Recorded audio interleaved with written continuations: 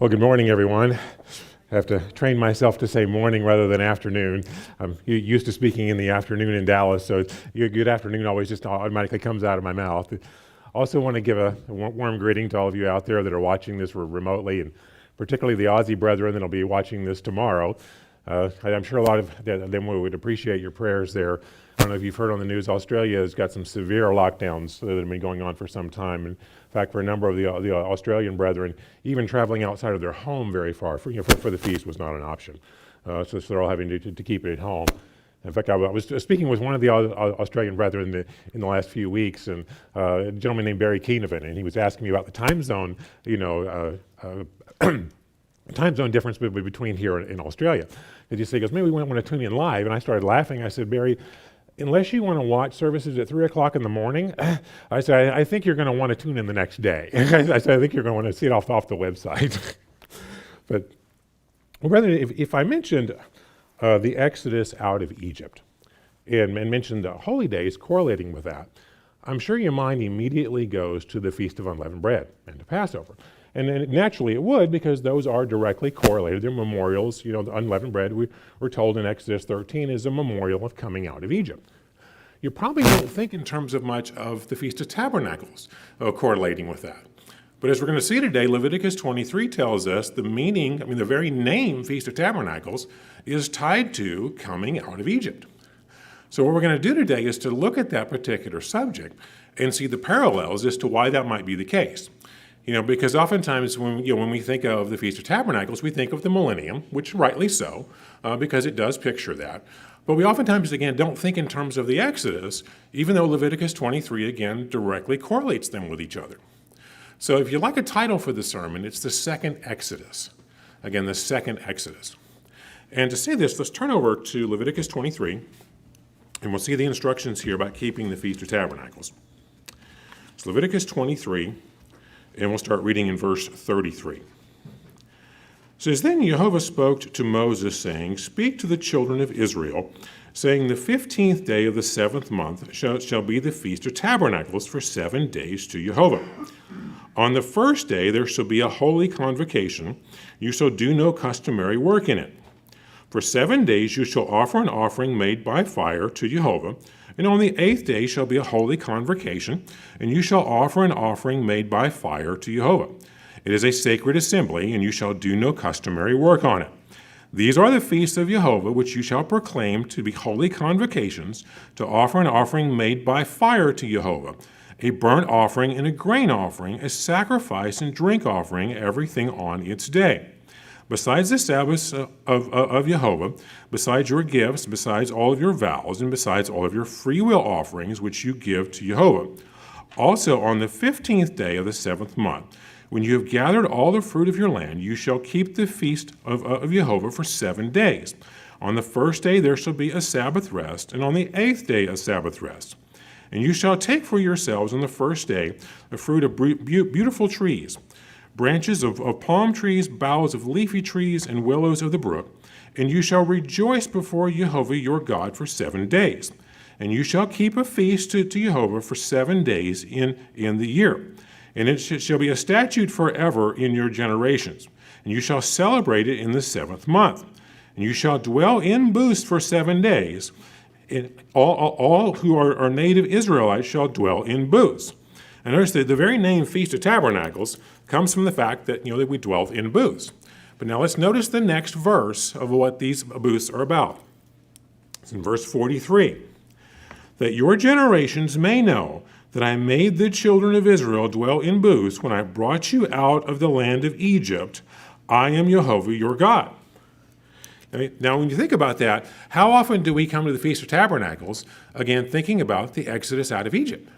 When you hear about that, we immediately think, that's the spring holy days. That's unleavened bread. Well, it is unleavened bread. That is what it's about. But again, that's also directly tied to the Feast of Tabernacles. Because what we see here is there's a parallel. If you heard Rick's atonement sermon, he was talking about parallels within the holy days. Well, there's also parallels between the spring holy days and the fall holy days, because the spring holy days, as we've taught for years, apply to the salvation process for the first fruits. Well, the fall holy days are all about God working with the rest of mankind. And you can see some of the same process working out here, in all these holy days. What we're going to do today is look at, again, the parallels in the story of Exodus and how the events will play out with the Feast of Tabernacles, with the millennium starting, and all the parallels together to see the connections that we oftentimes don't think about. So let's turn over now to Exodus 13. And we'll see here the instructions for the Feast of Unleavened Bread. And as we're all familiar with, this is directly about the Exodus as well. It's Exodus 13 and verse 3. And Moses said to the people, "Remember this day in which you went out of Egypt, out of the house of bondage. For by strength of hand Jehovah brought you out of this place. No leavened bread shall be eaten. On this day you are going out in the month of the Aviv. And it shall be, when Jehovah brings you into the land of the Canaanites, the Hittites, the Amorites, the Hivites, the Jebusites, which he swore to your fathers to give you, a land flowing with milk and honey, that you shall keep in service this month. 7 days you shall eat unleavened bread, and on the 7th day there shall be a feast unto Jehovah. Unleavened bread shall be eaten 7 days, and no leavened bread shall be seen among you nor shall leaven be among in all your quarters. And you shall tell your son in that day, saying, This is done because of what Jehovah did for me when I came up from Egypt. And it shall be a sign to you on your hand and a memorial between your eyes, that Jehovah's law may be in your mouth, for with a strong hand Jehovah brought you out of the land of Egypt. You shall therefore keep this ordinance in its season from year to year." So notice, as we're all familiar, unleavened bread is specifically a memorial of coming out of Egypt. But again, as we just read in Leviticus 23, the Feast of Tabernacles, the very name Feast of Tabernacles comes from what? The temporary dwellings. And what were the temporary dwellings about? Remembering that you came out of Egypt. So let's look at the story here and kind of see the parallels and the meaning of what was taking place here. So let's turn over to Exodus 3. I just want to see some of the fundamentals of the story of the Exodus, kind of what was taking place here. Because I'm sure we're all familiar with the fact that, the Exodus was delivering the Israelites out of slavery in Egypt. But there were several other things that were taking place here as well. So I want you to notice as we read through this, we're going to look at a couple of examples. But what we're going to see is with not only with God appearing to Moses and giving him the instructions of what to do, but later when Moses and Aaron are appearing before Pharaoh, you'll see several things mentioned in the conversations. And there's two main purposes they're going to mention here, as to why they need to leave. And it's not, and of course, getting out of slavery is one of them. But you're going to see them mention that we need to leave here. We need to go 3 days' journey into the wilderness. And there's two purposes mentioned there. One is so we can sacrifice to our God, and then we can hold a feast to him. In other words, they needed to get out of this environment so they could get into an environment where they could freely worship God, and they could have a proper environment where they could have a good relationship with God. That was one of the purposes of why this was taking place. And for this to come about, as we know, all the plagues in Egypt, had to, upon the Egyptians, had to take place for them to get the freedom to be able to leave and do that. But you'll see these three elements mentioned as we read through some examples here. So we're going to start in Exodus 3 and verse 15, and this is the burning bush incident. It says, "Moreover, God said to Moses, Thus you shall say to the children of Israel, Jehovah, God of your fathers, the God of Abraham, the God of Isaac, the God of Jacob, has sent me to you. This is my name forever, and this is my memorial to all generations. Go and gather the elders of Israel together and say to them, Jehovah, God of your fathers, the God of Abraham, of Isaac, and of Jacob, appeared to me, saying, I have surely visited you, and you have seen what I've done in Egypt. And I have said, I will bring you out of affliction, out of Egypt, to the land of the Canaanites, the Hittites, the Amorites, the Perizzites, the Hivites, and the Jebusites, to the land flowing with milk and honey. And then you will heed your voice, and you will come, and you and the elders of Israel, to the king of Egypt, and you will say to him, Jehovah, God of the Hebrews, has met with us. Now, please let us go 3 days' journey into the wilderness, that we may sacrifice to Jehovah our God. Notice here, one of the purposes, again, not just getting out of slavery, but they needed to go out 3 days' journey into the wilderness. And what this meant was going all through Egyptian territory, through the Red Sea, and then 3 days' journey into the wilderness is the way the story played out. But again, notice here he's mentioning sacrificing. Well, in one of the next verses we're going to look at is mentioning having a feast unto him. But because they needed to get out of this environment to properly worship God. And then picking up in verse 19, but I am sure the king of Egypt will not let you go, no, not even by a mighty hand. So I will stretch out my hand and strike Egypt with all my wonders, and I will do in its midst. After this, he will let you go. So notice, it was one of those things, the plagues in Egypt also had to take place, because Pharaoh didn't just hear them say, Moses say, let my people go, for God to go, okay, I'll comply, you can go. It didn't work like that. He had to bring upon a series of plagues upon them to basically level the Egyptian, society and totally bring them to their knees before this would happen. And as we're going to see here, as we parallel this with how the millennium starts, that's what the day of the Lord does as well. Now turn over to Exodus chapter 5, because as I mentioned, it doesn't just mention sacrificing to God, it also mentions having a feast unto him. It's Exodus 5 and verse 1. So afterwards Moses and Aaron went in and told Pharaoh, thus says Jehovah God of Israel, let my people go, that they may hold a feast to me in the wilderness. And Pharaoh said, who is Jehovah that I should obey his voice and let Israel go? I do not know Jehovah, nor will I let Israel go. And they said, the God of the Hebrews has met with us. Please let us go 3 days' journey into the desert and sacrifice to Jehovah our God, lest we fall upon us with pestilence or with the sword. So notice again, you have a couple elements here of sacrificing to him and also holding a feast. Again, they needed to be out of Egyptian territory, and out of this environment to have a properly environment to worship God. Because we're going to see here in the next scripture we're going to look at in Exodus chapter 8, Pharaoh offers Moses the option of, okay, well, you can worship your God, you can sacrifice to him and hold a feast, just do it here in Egypt, do it here in this territory. And Moses says, no, that's not going to work. We've got to get out of here to make that happen. So it's Exodus chapter 8 and verse 25. And Pharaoh called to Moses and Aaron and said, go sacrifice to your God in the land. In other words, do it in Egyptian territory. Verse 26. And Moses said, it is not right to do so, for we would be sacrificing the abomination of the Egyptians to Jehovah our God.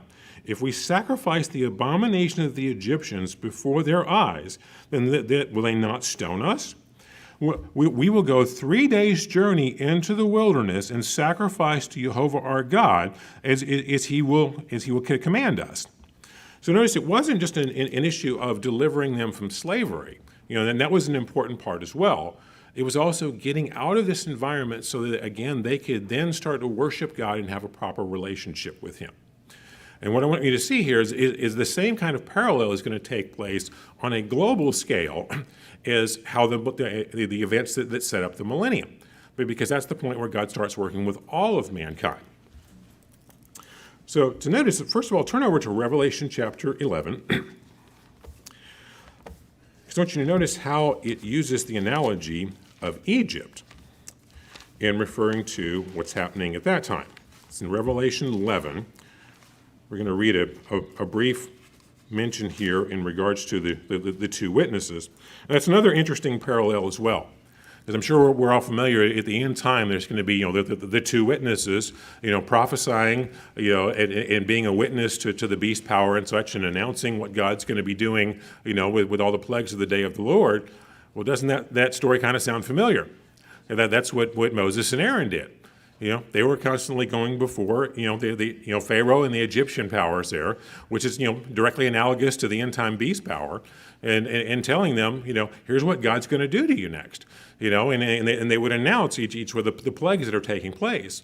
Well, during the day of the Lord, you have a series of plagues that take place as well, again, that also level the society. But just notice here the connection of how it ties this with Egypt. This is Revelation 11 and verse 7. Now when they finished their testimony, and it's referring to the two witnesses here, the beast that ascends out of the bottomless pit will make war against them, overcome them, and kill them. And their bodies will lie in the street of the great city, which spiritually is called Sodom and Egypt, where also our Lord was crucified. So notice how it directly, it connects it with Egypt. I mean, obviously it's a spiritual analogy, but because we know, Egypt is a picture of sin. Because if we talk about coming out of Egypt as being analogous to coming out of sin, well, you see a similar connection here. And to be able to for God to have a proper relationship with all of mankind and to work with them, he's got to level on a global scale the society and the culture of the world at that point, very similar to what he did with the Egyptians. Because he brings upon all these plagues upon the Egyptians, and by the time that all that was over, Egypt had been brought to their knees, and their society somewhat destroyed. Well, the day of the Lord's going to do a very similar thing on a global scale. Let's notice over in Revelation 18. That Babylon at that time needs to be brought down because God's got to bring his people out of this. It's Revelation 18 and verse 1. After these things I saw another angel coming down from heaven, having great authority, and the earth was illuminated with his glory. And he cried mightily with a loud voice, saying, Babylon the great is fallen, and has become a habitation of demons, a prison of every foul spirit, and a cage of every unclean and hated bird. For all the nations have drunk of the wine of the wrath of her fornication, and the kings of the earth have committed fornication with her, and the merchants of the earth have become rich through the abundance of her luxury. Because notice, it's not just Egypt that's the problem. The whole globe, the entire world has been engulfed in this system. And I heard another voice coming from heaven saying, Come out of her, my people, lest you share in her sins, lest you receive of her plagues. For her sins have reached to heaven, and God has remembered her iniquities. Render her just as you rendered to you, and repay her double according to her works. And the cup in which she has mixed, which she has mixed of her double. In the measure that it's glorified herself and lived luxuriously, in the same measure give her torment and sorrow. For she says in her heart, I sit as queen and am no widow and will not see sorrow. Therefore her plagues will come in one day, and in death and mourning and famine. And they will be utterly burned with fire, for strong is the Lord God who judges her. And notice that they have to be brought down with a series of plagues as well. Well, that's what occurs during the day of the Lord.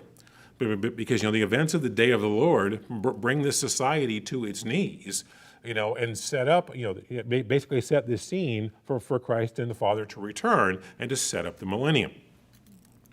So to briefly look at that, turn over to Isaiah chapter 2. Passage here that directly addresses the day of the Lord. It's Isaiah chapter 2.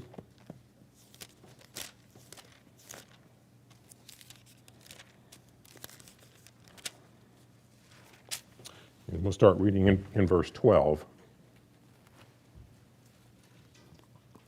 It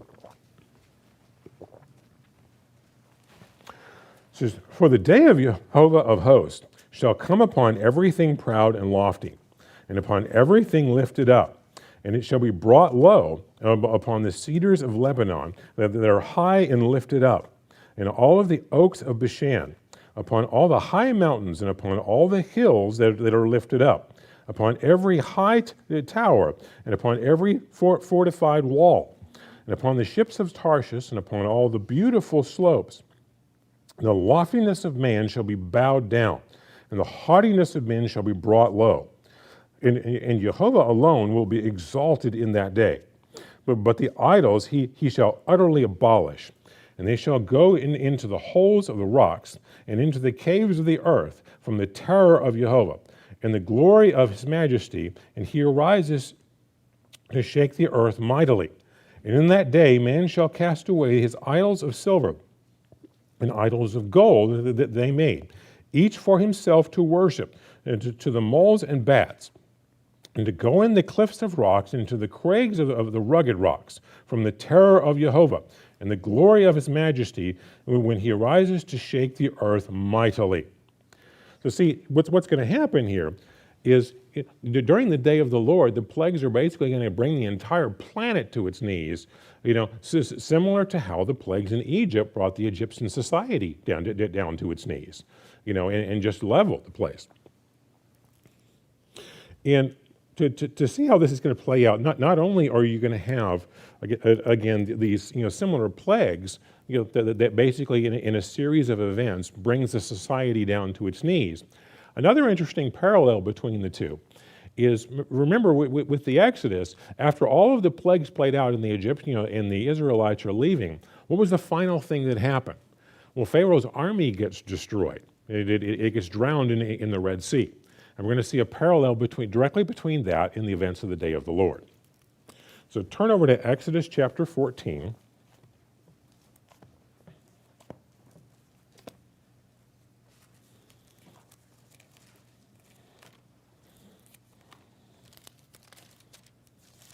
It's Exodus chapter 14. We'll start in verse 21. Then Moses stretched out his hand over the sea, and Jehovah caused the sea to go back by a strong east wind all the night, and made the sea into dry land, and the waters divided. So the children of Israel went into the midst of the sea on the dry ground, and the waters were a wall to them on their right hand and on their left. And the Egyptians pursued after them into the midst of the sea, and all of Pharaoh's horses, his chariots, and his horsemen. Now it came to pass in the morning watch that Jehovah looked down upon the army of the Egyptians through the pillar of fire and cloud, and they troubled the army of the Egyptians. And he took off their chariot wheels so that they drove them with difficulty. And the Egyptians said, "Let us flee from the face of Israel, for Jehovah fights for them against the Egyptians." And Jehovah said to Moses, "Stretch out your hand over the sea," and the waters came back upon the Egyptians and their chariots and all the horsemen. And Moses stretched out his hand over the sea when the morning appeared, and the sea returned to its full depth, while the Egyptians were fleeing into it. So Jehovah overthrew the Egyptians in the midst of the sea. And the waters returned and covered the chariots and the horsemen and all the army of Pharaoh that came into the sea after them. Not so much as one of them remained. But the children of Israel had walked on dry land in the midst of the sea and the waters, and the wall to them on their right hand and on their left. So Jehovah saved Israel that day out of the hand of the Egyptians, and Israel saw the Egyptians dead on the seashore. As we're going to see here in the book of Revelation, a very similar event takes place with the beast's army as well. That is basically one of the final events that takes place in the day of the Lord. So turn over to Revelation chapter 19.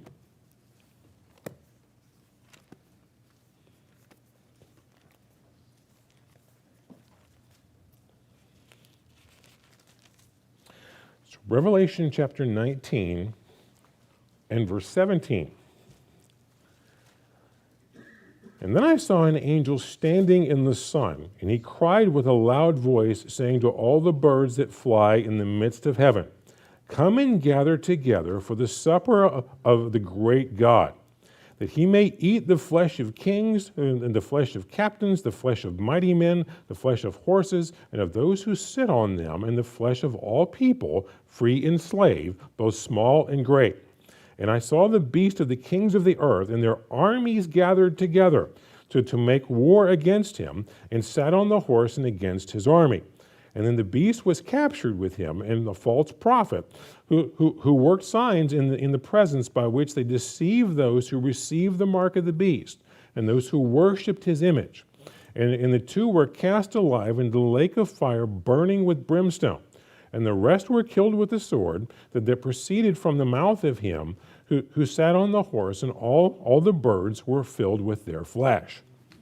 So you can see there's a number of parallels in how these events play out, and again, throughout the day of the Lord, very similar, to how things played out before the Exodus, with Israel coming out of Egypt. I mean, even down to the fact that you essentially have two witnesses, because Moses and Aaron essentially functioned very similarly, going before what you could say was kind of the beast power of their time, but before Pharaoh in Egypt, and announcing God's will and announcing the plagues that would come upon them, where the two witnesses fulfill a similar role. Well, there's another interesting event that takes place here as well. Because if you think about this, if you're just working with a single nation, like God was working with ancient Israel, you can get them into a proper environment to try to worship God by simply moving them from point A to point B. In other words, they were in Egypt, and God says, well, I got to get you out of here. We got to march you out of Egyptian territory, through the Red Sea, 3 days into the wilderness. Then you'll be in a free environment, not steeped in all this idolatry, not under this oppression, and then you'll be able to worship me and have a proper relationship. Well, if you're trying to do this with the entire planet, it's not really going to work to move people from point A to point B, is it? Because you're trying to work with everybody, everywhere. So what you have to do in a situation like that, you can't just physically move the people out of Egypt. You basically got to take the Egypt environment and move it away from them entirely. Well, let's just see how that happens in the next verse. Revelation 20 and verse 1. And then I saw an angel coming down from heaven, having the key to the bottomless pit, and a great chain in his hand. And he laid hold of the dragon, the serpent of old, who is the devil and Satan, and bound him for 1,000 years. And he cast him into the bottomless pit and shut him up, and set a seal upon him, so that he should deceive the nations no more till the 1,000 years were finished. But after these things he must be released for a little while. See, the binding of Satan will wind up accomplishing that objective. Because again, you can't just take these people and say, well, this environment's really bad, let's move you over there. Because if you're trying to work with everybody, you've got to make a positive environment for everybody. Well, if you take Satan out of the equation, in that constant broadcasting of that sinful messages to everybody, you basically make a positive environment of the planet. And this is what, this is one of the fulfillments of the Day of Atonement, is the binding of Satan, because again, this helps set the stage so that you can have what's pictured by the Feast of Tabernacles, the millennium.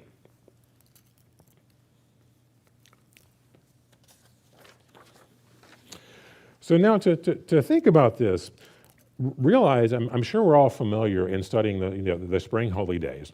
One of the things that we look at is, not only after the after the Israelites came out of Egypt, and they're freed from slavery, because all this time they're crying out to God, please deliver us out of this horrible environment and such. Well, what happened? He gets them out of that, and what do they want to do? Oh, we miss Egypt. We want to go back. Oh, if only we had the good things that we had in Egypt. So suddenly they forget about that, and then they want to go back into that sinful environment. And we're going to see some similar parallels here as well. So first of all, let's turn over to Exodus 16. Let's just notice how the Israelites behaved. These same people who were crying out for deliverance, we hate this oppression and this slavery.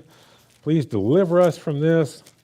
As soon as they get out and something doesn't go the way that they want, what are they wanting to do? It's Exodus chapter 16. We'll start reading in verse 1.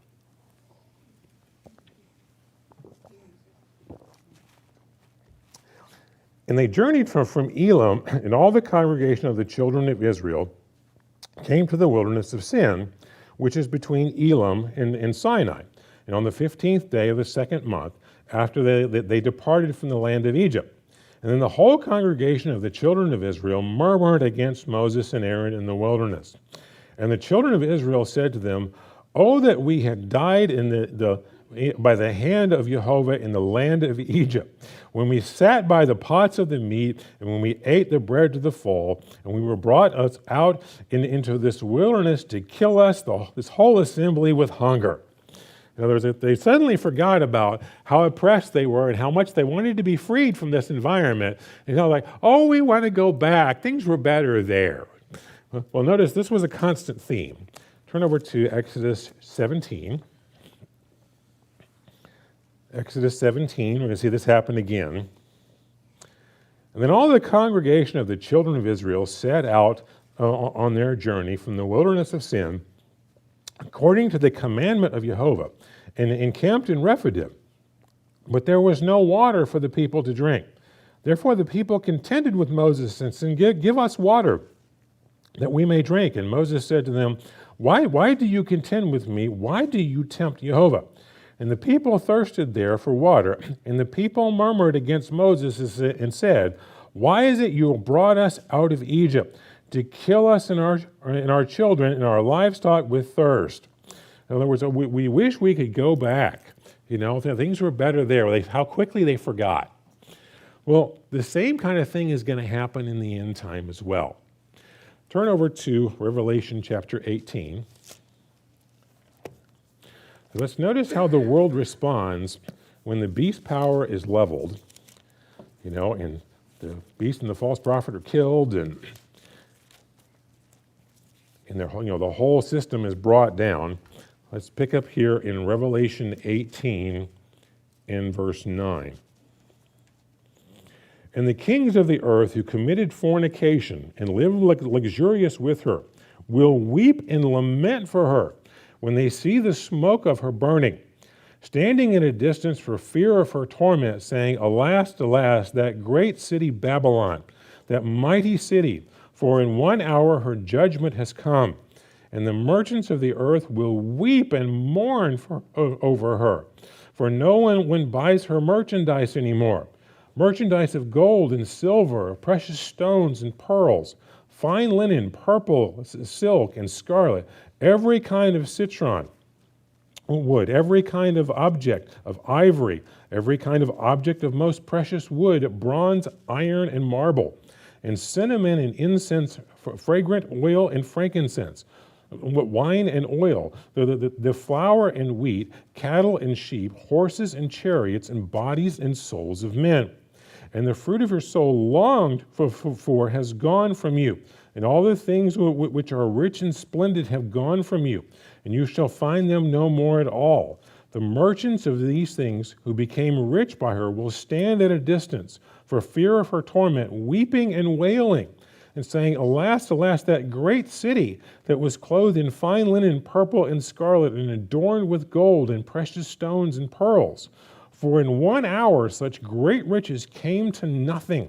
And every shipmaster, all who traveled by ship, sailors, and as many as trade on the sea, stood at a distance and cried out when they saw the smoke of her burning, saying, What is like this great city?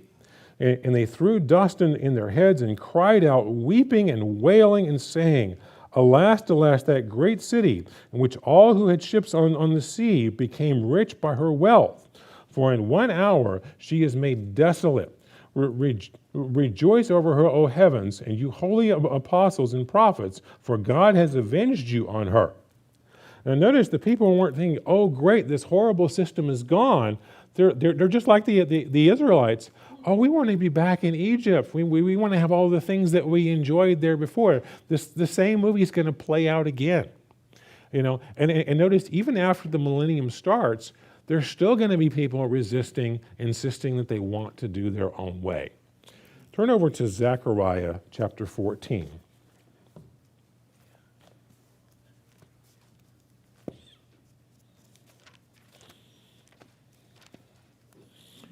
Zechariah chapter 14.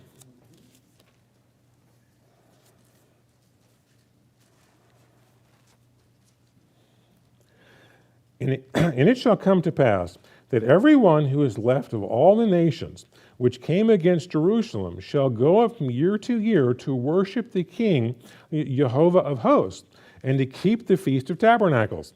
And it shall be that whichever of the families of the earth do not come up to Jerusalem to worship the King, Jehovah of hosts, on them there will be no rain.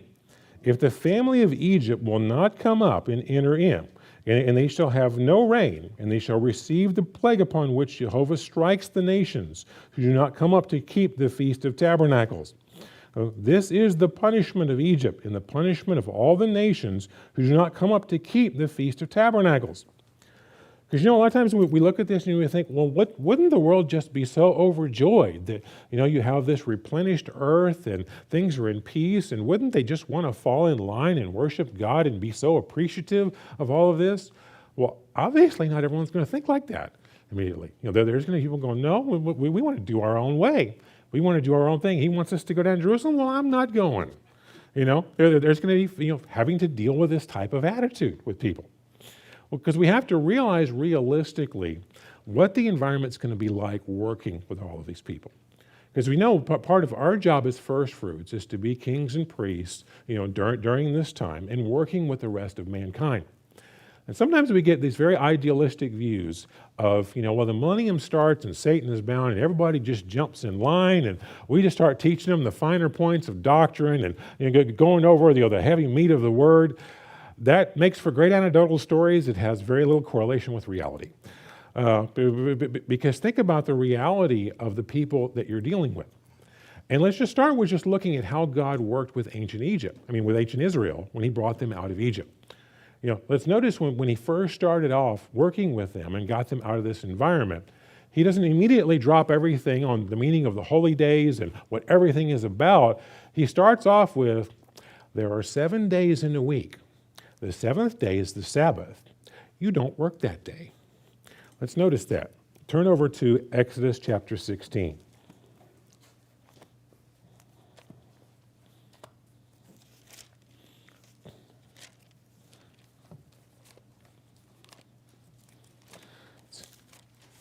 Exodus chapter 16.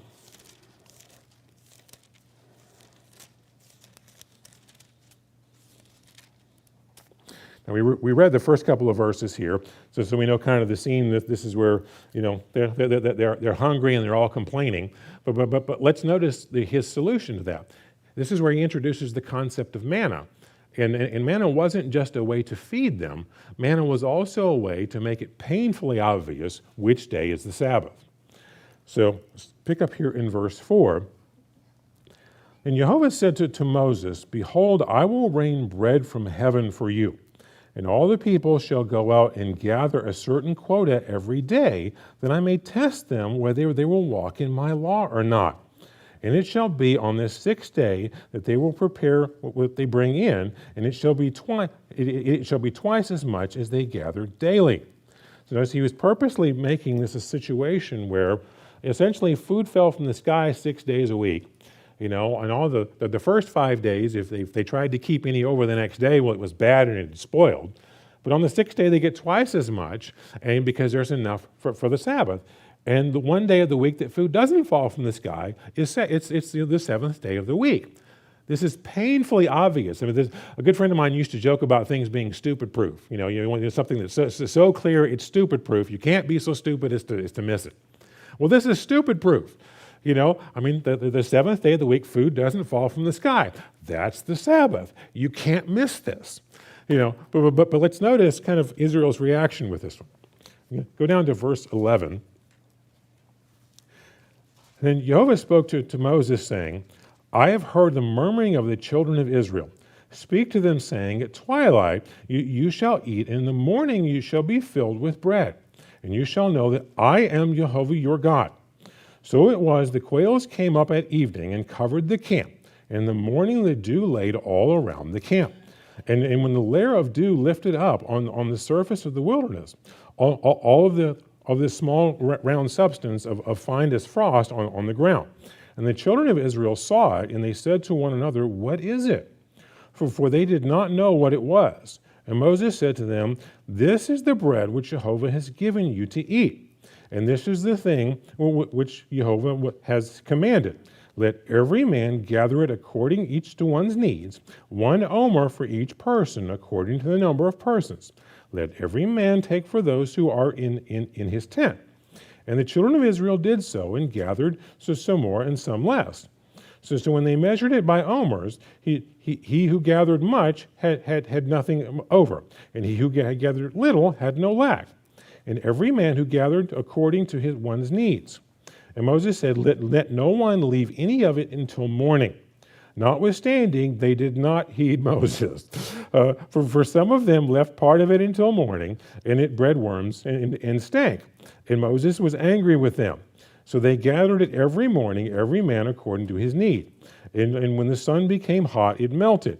And so it was on the sixth day they gathered twice as much bread, 2 omers for each of them. And all the rulers of the congregation came and told Moses. Then he said to them, "This is what Jehovah has said. Tomorrow is a Sabbath rest, a holy Sabbath to Jehovah. Bake what you shall bake today, and boil what you shall boil, and lay on yourselves the remains to be kept until morning." So they laid up until morning as Moses commanded, and it did not stink, nor were there any worms in it. Then Moses said, Eat that today, and for today is the Sabbath to Jehovah. Today you will not find it in the field. 6 days you shall gather, but on the 7th day, which is the Sabbath, there will be none. Now it happened that some of the people went out on the 7th day to gather, but they found none. And Jehovah said to Moses, "How long do you refuse to keep my commandments and my laws? See, for Jehovah has given you the Sabbath. Therefore he gives you on the 6th day bread for 2 days. Let every man remain in his place, and let no man go out in his place on the 7th day." And the people rested on the 7th day.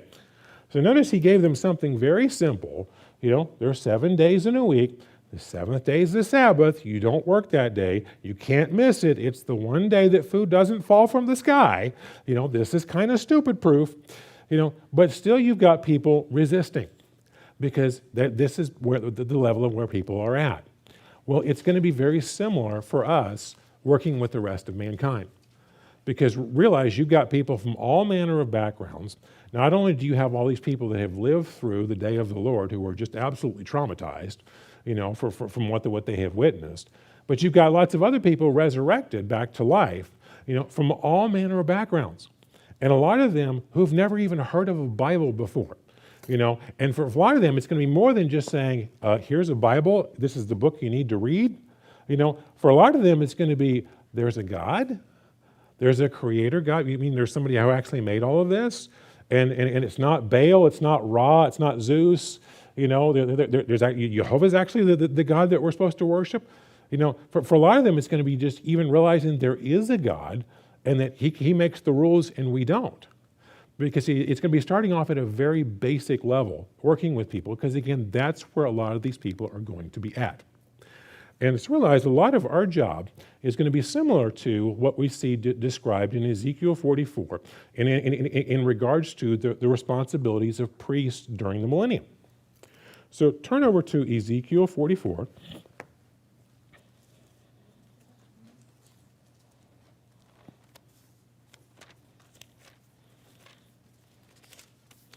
It's Ezekiel 44, verse 23.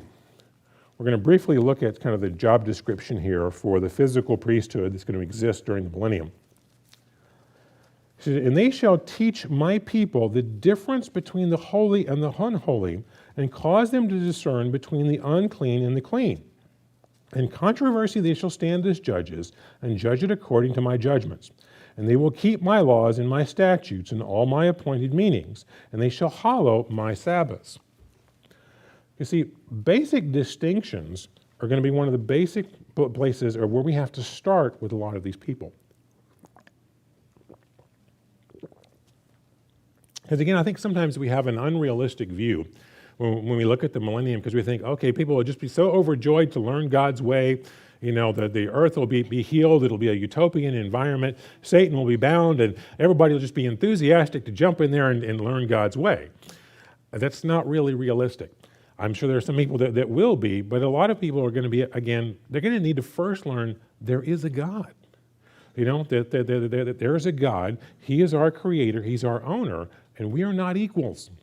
And He gets to make the rules, and we have to listen and follow Him.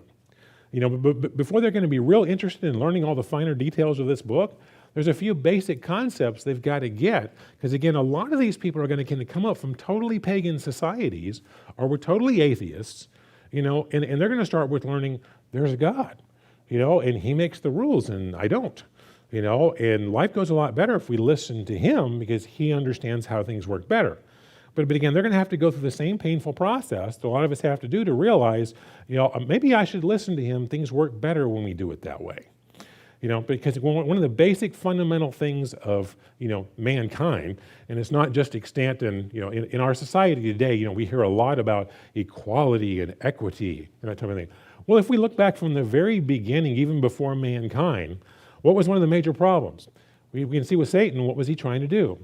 Be equal with God. He thought it was all about equality, and he had to learn the hard way. No, God's the boss. I'm not. He never really got that lesson, but that's fundamentally what this problem was about. So turn over to Isaiah 14.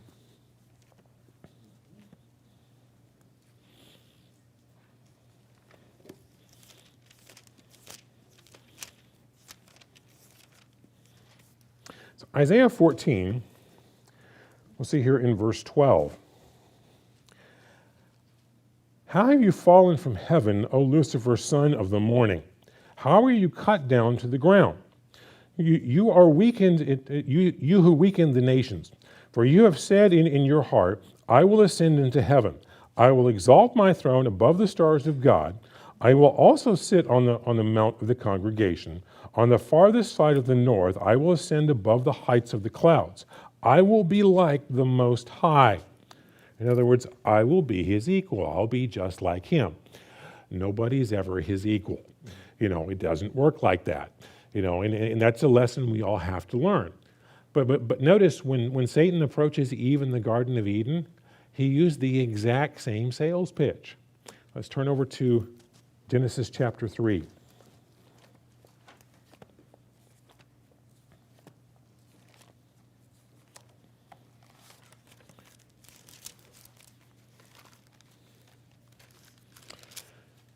Genesis chapter 3 and verse 1. Now the serpent was more cunning than any beast of the field which Jehovah God had made. And he said to the woman, Has God indeed said, you shall not eat of every tree of the garden? And the woman said to the serpent, We may eat of the fruit of the trees of the garden, but the fruit of the tree which is in the midst of the garden, God has said, You shall not eat of it, nor shall you touch it, lest you die. And the serpent said to Eve, You shall not surely die, for God knows that in the day you eat of it, your eyes will be open, and you will be like God. You'll be equal with him, knowing good and evil. So the woman saw that the tree was good for food, that it was pleasant to the eyes, and the tree desirable to make one wise. She took of the fruit and ate, and she also gave to her husband with her, and he ate. Then the eyes of both of them were open, and they knew that they were naked, and they sewed fig leaves together and made themselves coverings.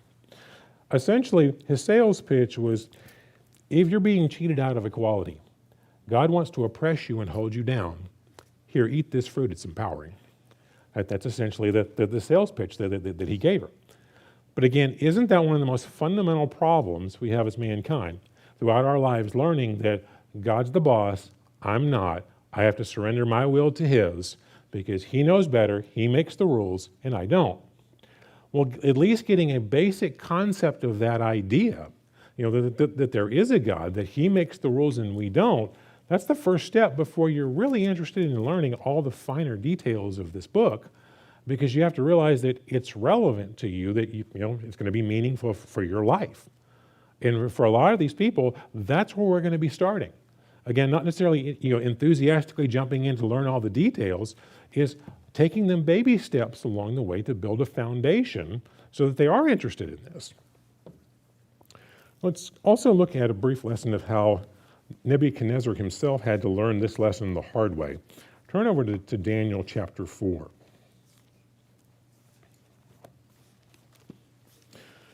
Because notice what was Nebuchadnezzar's problem. He thought he had accomplished everything on his own. He essentially thought he was equal.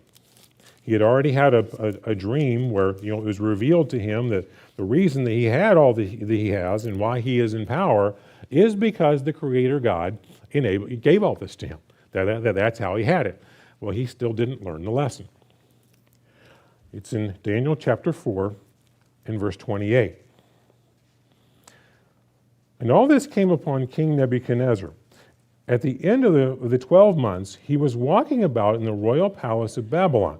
And this king spoke, saying, Is this not great Babylon that I have built for a royal dwelling for my mighty power, and for honor and for my majesty? And while the words were still in his mouth, a voice fell from heaven. King Nebuchadnezzar, to you it is spoken that the kingdom has departed from you. And they shall drive you from men, and your dwelling shall be with the beasts of the field, and they shall make you eat grass like oxen. And 7 times will pass over you, until you know that the Most High rules in the kingdoms of men, and gives it to whomever he chooses. And that very hour the word was fulfilled concerning Nebuchadnezzar. He was driven from men, and ate grass like oxen. And his body was wet with the dew of heaven, till his hair was grown like eagle's feathers, and his nails like birds' claws. In verse 34, and at the end of the time, I, Nebuchadnezzar, lifted my eyes to heaven, and my understanding returned to me. And I blessed the Most High, and praised and honored him who lives forever. For his dominion is an everlasting dominion, and his kingdom is from generation to generation. And all the inhabitants of the earth are reputed as nothing. And he does according to his will in the army of heaven, and among the inhabitants of the earth, no one can restrain his hand or say to him, What have you done?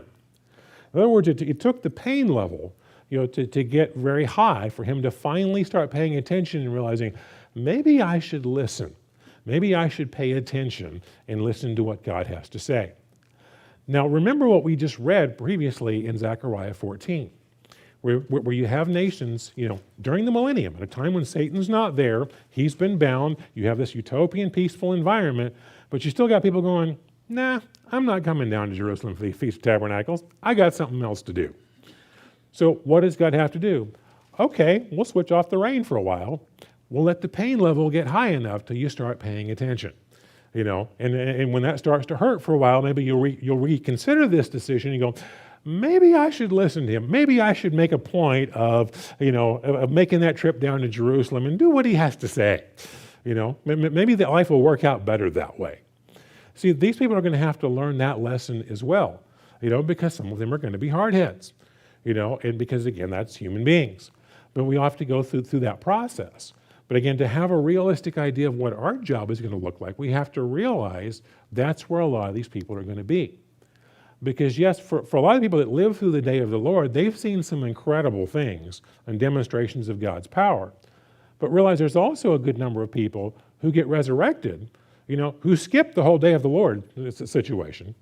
Their life ended in whatever circumstances, that their life was experiencing. Then they come back to life, and there's a utopian setting, and the earth is healed, and everything looks great. They didn't learn the lessons of, kind of going through those painful, experiences. So they're going to be starting at that basic level. And we've got to realize with them, again, you start off again with just the very basic distinction of, there's a God, he's your creator, he's your owner, you are not equals.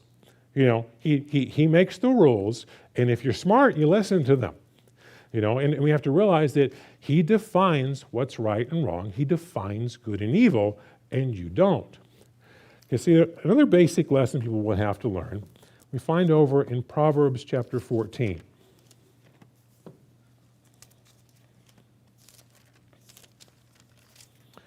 Proverbs 14 and verse 12. There is a way that seems right to a man, but its end is the way of death. Because imagine, you've got nations told you need to send people down to Jerusalem to keep the Feast of Tabernacles. Well, most people that have ever kept the Feast of Tabernacles and are enjoying the abundance, this is not something you see as oppressive. This is a time we look forward to. It's a time of abundance. It's something joyful. And if people are willing to fight that kind of tells you about where their attitude is at. And again, it's a process of, because they think their way is better. But we have to realize that, everyone has to learn that basic lesson, and if we do it our own way, what do we tend to do? We tend to call evil good and good evil. We turn to invert things and get it all upside down. Turn over to Isaiah chapter 5.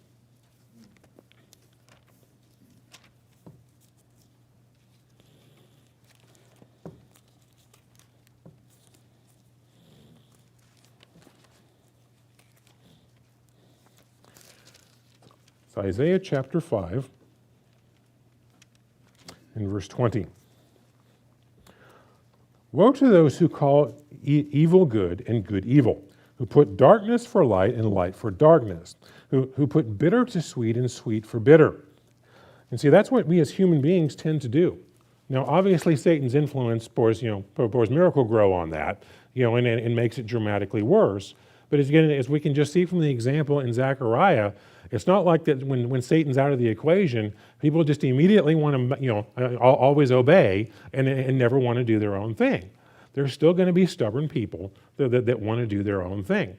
And what they have to basically learn is, again, if we insist on doing our own way, we tend to get it all backwards and upside down. So they have to learn the lesson that we have to yield to God's will. If we turn over to Proverbs chapter 3, we'll see a basic scripture I think we're all familiar with. But again, this will be news to a lot of these people. It's Proverbs chapter 3 and verse 5. Trust in Jehovah with all your heart and lean not on your own understanding. In all your ways acknowledge him and he will direct your paths. See, these are going to be people that this doesn't come natural to. This is something, again, they're going to learn through trial and error as well, and making their own mistakes, and sometimes having to have the pain level, raised up for them, where they start realizing, okay, when I do it my way, it doesn't turn out so well, and life tends to hurt, and it's kind of the painful way of doing things. Maybe I should be smarter and start listening to him. They'll have to learn that lesson through some trial and error as well. Again, it'll certainly be easier without the influence of Satan. But we got to realize that that's what we're going to need to do. It's like, Rick was talking about yesterday, how we want to rule. Well, with patience and kindness and gentleness with people, because again, they're going to have to go through their bumpy process of learning by some trial and error as well. Because what they have to learn is that God's way defines what's right and wrong. You turn over to another scripture we're all very familiar with. This is 1 John chapter 3. 1 John chapter 3 and verse 4. It says, whoever commits sin also commits lawlessness, for sin is lawlessness. And so you have to, first of all, again, you have to realize that there is a God. He does make all the rules, and that he defines what's right and what's wrong, and we don't. And when that again, just a basic concept of that is realized, then you get a little more interested in reading what's in this book, because this defines what's right. And because we have to, people have to realize that, God's law defines what sin is. In fact, his character defines what righteousness is. So if we turn over to 3 John,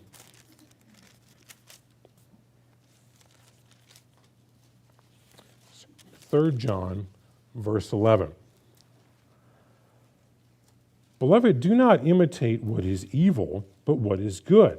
And he who does good is of God. And he who does evil has not seen God. And another interesting thing here, if you read that verse, it says, if you do evil, you haven't seen God. That tells you, the whole issue of seeing and hearing God. There are references there that are not always referring to physically seeing him with your eyes. That's a whole other subject. We've got a paper on the website that addresses that one. But one of the big arguments for why Christ has to be the God of the Old Testament is all tied around the whole issue of seeing and hearing God. You have to realize sometimes those references are not even referring to how we tend to take them. But an important thing to realize, and as we're about to see, this is tied right into the sacrificial system that was done during the Feast of Tabernacles that ancient Israel was commanded to do, is, as I mentioned, starting off with the beginning of the millennium. We oftentimes have an idealistic view of thinking, well, if Satan's out of the way and you have this peaceful environment, well, everybody will just want to jump right in line and learn all the finer points of God's word, and that's not really realistic. It's going to be a process of working with the very basics of people, and over time they'll develop this. And we're going to see that this is directly symbolized in the sacrificial system of what they were commanded to play out during the Feast of Tabernacles. And we're going to see that in the book of Numbers. But before we do that, let's turn over to Leviticus chapter 1. I want to cover a foundation of the burnt offerings, because you'll see in the first couple of chapters in the book of Leviticus goes through the various types of sacrifices that were done.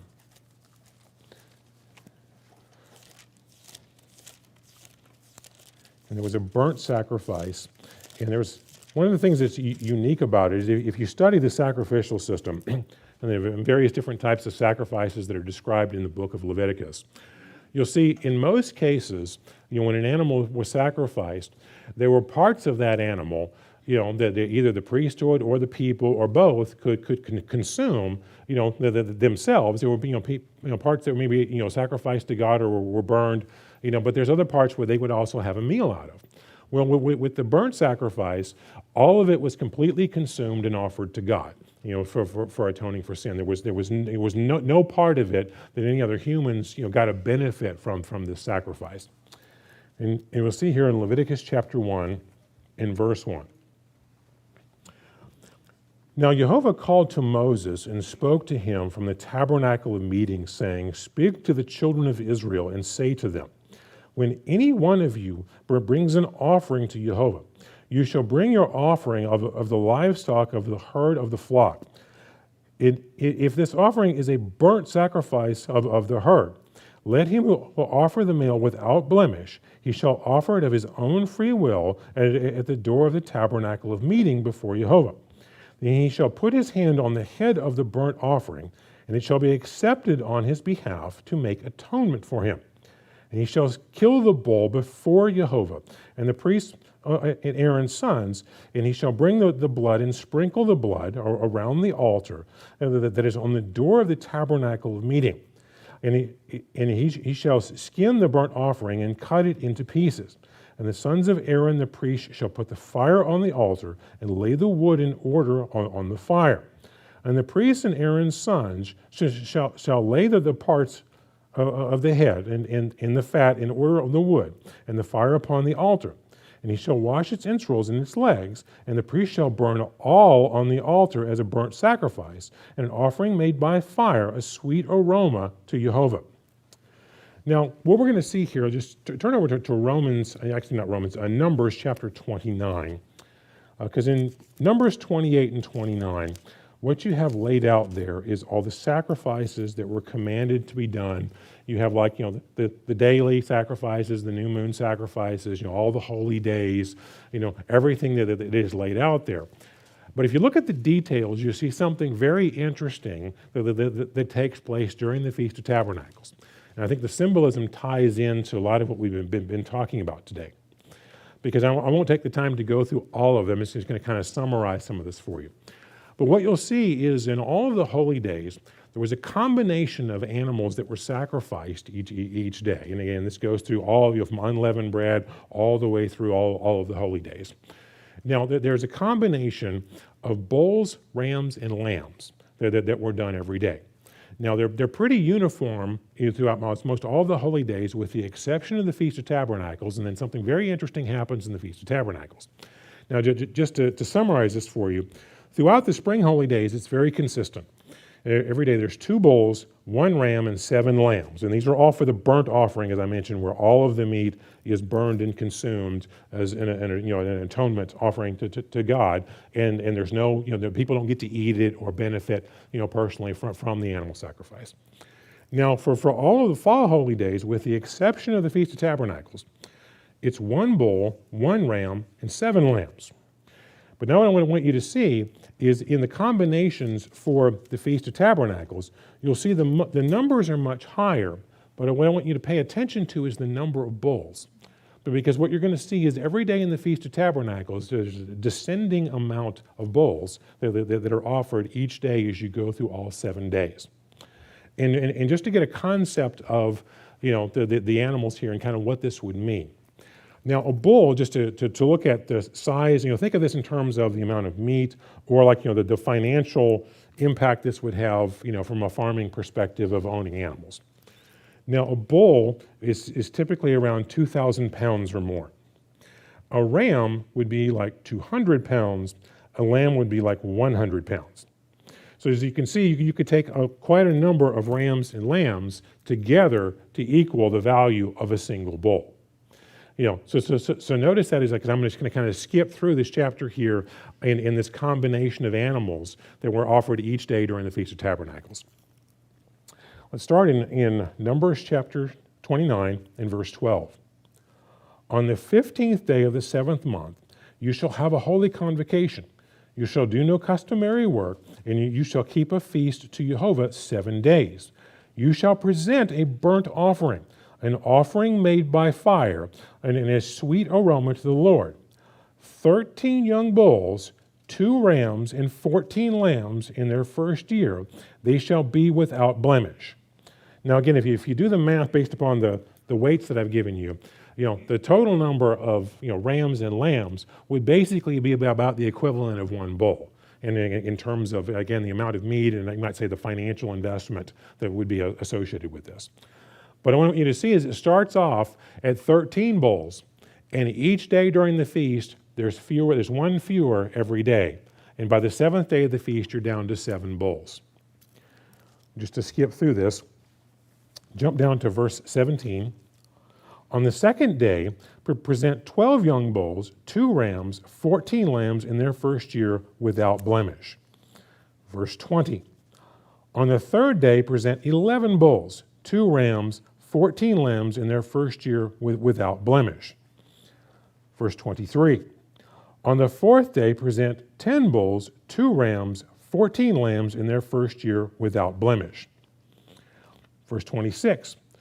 On the 5th day, present 9 bulls, 2 rams, 14 lambs in their first year without blemish. Verse 29.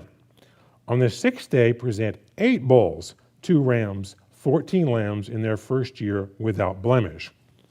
And verse 32. On the 7th day, present 7 bulls, 2 rams, 14 lambs in their first year without blemish. Notice what's happening is, again, the bulls, which is going to be the primary amount of meat that's there, or even financial investment with it, it's descending each day as you're going forward. Now think about what the meaning of all of this is. This is offered as a sacrifice to God for the atonement for sin. If you're having to offer less and less each day, what does this suggest? Descending amounts of sin as you're going through. Because you started off with a number of people, again, many of them, it's news to them that there's a creator God, and he's someone you should obey, and we're not equals, and he makes the rules, and you have to learn all these basic things before you start learning all the finer things of what you're supposed to obey. Well, as people get more and more in line and they learn and grow, well, you have less and less sin because you have more and more people, starting to pay attention and obey. And you see this picture as it plays out over this 1,000-year period. And I think this is important for all of us to realize, because again, what is our job during all this period? Well, to be kings and priests, to be those who teach and to work with these people, who help them to understand distinctions, and as they grow and mature, to learn more and more of God's way and learn more and more of this book and how to apply it to themselves. But they're going to start off at a very basic level. Because again, oftentimes we get this idealistic view in our minds of, well, Satan is bound and the earth is healed and the millennium starts and everybody just falls into obedience and it's all perfect from day one. Again, makes for great anecdotal stories, has very little correlation with reality. And we have to realize that people are going to go through that growth period. And as Rick talked about yesterday, how do we need to rule them? With patience, with kindness, with maybe, realizing that this is a big learning curve for them. And we have to slowly work with them at where they're at as they learn and grow and develop throughout this process.